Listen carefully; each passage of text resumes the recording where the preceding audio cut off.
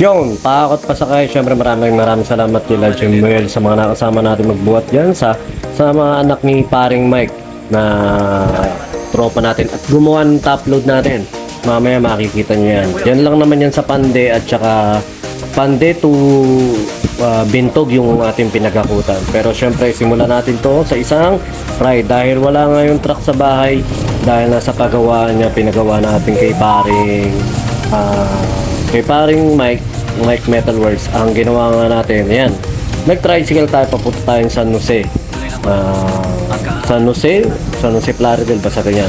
At nung nandiyan na tayo, nakita nga natin ginagawa pa niya yung konti. At syempre maraming salamat, napakalaking tulong nung top load na yun dahil nga na kakargahan natin. Ito kasing sasakyan natin, ginagamit natin yun sa sa pangapahakot, kaya kahit pa paano ini-improve natin ng konti para kahit pa paano maging safe yung gamit lalo na sa panahon yung tag-ulan. Kaya nga yan, nung naayos na yung pinagawa natin kay paring Mike, edi syempre yung biyahe natin, dahil nga may naka-schedule tayo ng 6 PM na hakot dyan sa Pande, lumarga na kami para kahit pa paano maaga matapos. Pero hindi rin ganun naging maaga dahil medyo napakadami pala rin ng gamit nila, ma'am. Talagang minsan sa video na sinesend sa atin ng client, hindi angkop dun sa talagang kabuuan na ipapahakot. Yung meron kasi yung sinend na video sa amin, yung laman lang ng loob, yung laman pa, meron din palang kailangan hakutin sa labas ng bahay. At saka yan, nakita nyo pa lang yung kama pa lang yan, napakalaki na ng space na sinakop. At saka yun nga, dami nilang Durabox. Pero syempre lahat naman na yan, hanggang maaari pagkakasya natin, o hanggang maaari syempre gusto natin mapagkasya, pero hindi nga magkakasya lahat dahil nga ayun nga, sa Durabox pa lang, sa kama pa lang sumasakop na. At saka buti marami rin tayo nakatuwang na taga-buhat, taga-baba, kaya hindi na ako masyado nagbuhat. Talaga nag-drive ako, pero nakakapagod din mag-drive dahil nga medyo yung Pande part pa rin ng Bulacan, kaya kahit pa paano meron din lubak-lubak sa Gawidon. At makikita nyo mamaya yan sa siguro, basta nakita nyo natin siguro kanina.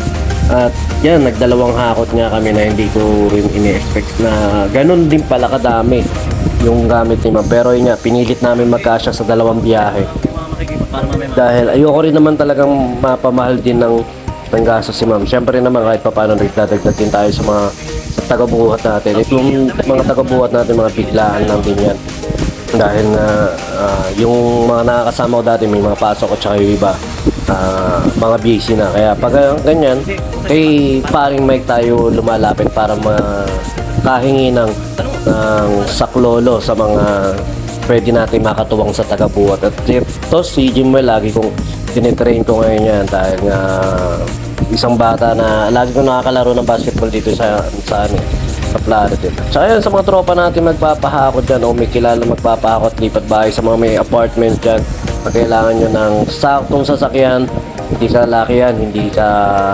liitan, pero mas maraming may kakarga sa L300 kesa sa, ayun nga, mas marami kayo may kakarga dyan kesa sa L300. Siguro same rate lang din kami na L3, pero ayun nga, sa mga kailangan ng sasakyan panghakot, DM lang po kayo sa page namin o mismo sa personal Facebook ko sa BJam Lights and Sounds. Pero meron po kami page na pahakot pasakay. Napakadami nag-inquire sa amin na mga malalayo. Sa mga tropa natin dyan may mga sasakyan na gustong i-take advantage yung mga ganyan inquiries natin sa labas ng Bulacan, pwede namin sa inyo ipasa, pag-usapan natin. Kahit naman hindi nyo kayo bigyan ng porsyento, papasa lang namin sa inyo yung mga details, kayo na makipag-usap kila ma'am. Siyempre, maganda rin palang negosyo yan, o maganda rin palang source of income yung mga pahakot na ganyan. Lalo na hindi naman nawawalan talaga ng nag-apartment, hindi nawawalan ng lumilipat at napapalayas minsan sa apartment, at hindi rin talaga nawawalan ng nangangailangan ng sasakyan para sa mga lipat bahay na ganyan. Kaya siguro pagloloobin ni Lord, syempre hanggang mas maaari makapagpunta rin tayo ng mas maganda-ganda at mas malaki-laki at mas marami may kakarga sa isang biyahe na sasakyan. Pero sa ngayon, syempre start on what you have. Sabi nga doon sa mga pinakikinggan natin, kung ano meron ka, wag mo muna hangarin yung kung ano-ano, basta gamitin mo at pagkakitaan mo kung ano yung meron ka. Kasi minsan tinatamad tayo, wala pa akong ganito. Pag nagkaroon na lang ako ng magandang sasakyan, tsaka ako mag-start, mali yun. Dapat kung ano meron ka ngayon, gamitin mo. Kung meron kang tricycle, tora-tora, gamitin mo. Mag-umpisa ka sa ganun. Sa mga tropa natin nagpapahakot. Ayun yan, share ko lang din sa inyo. Ang diskarte namin dyan, hanggang maaari, inuuna namin yung mga malalaking, katulad nun, yung mga kaparati pa tawag doon, stante o ganyan.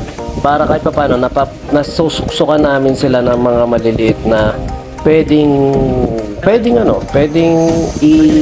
ipon na dyan sa mga space na yan para kahit pa paano magkasya. At saka yun yan, minsan kasi dati kasi na pag nagkakamada kami basta tambak lang na ganyan, hindi nakakamada talaga. Pero ngayon natututunan namin unti-unti yung tamang pagkakakamada. Tsaka yun yan, syempre maraming salamat muli kay Mike Metalworks sa paggawa niya sa panggilid ng ating sasakyan at saka sa top load ng ating harapan. Maraming salamat doon. At saka syempre sa mga client natin na nag-inquire, sa mga tropa natin na nagtatag sa amin. Shoutout kay Paring Frankie, nakita ko tinagaw ko kanina rin sa makinabang naghahanap ng ano tawag doon, ng pahakot para sakay. Maraming salamat sa mga tropa natin nagtatag sa amin. Yung ganung bagay lang, maitagal lang kahit hindi kami makakuha. Maraming salamat sa inyo. Frankie Pardo, maraming salamat sa inyo. At sa mga iba pa namin tropa na patuloy na nagtatag sa atin. At saka yan nga, buti nga may backup pa rin na dumating.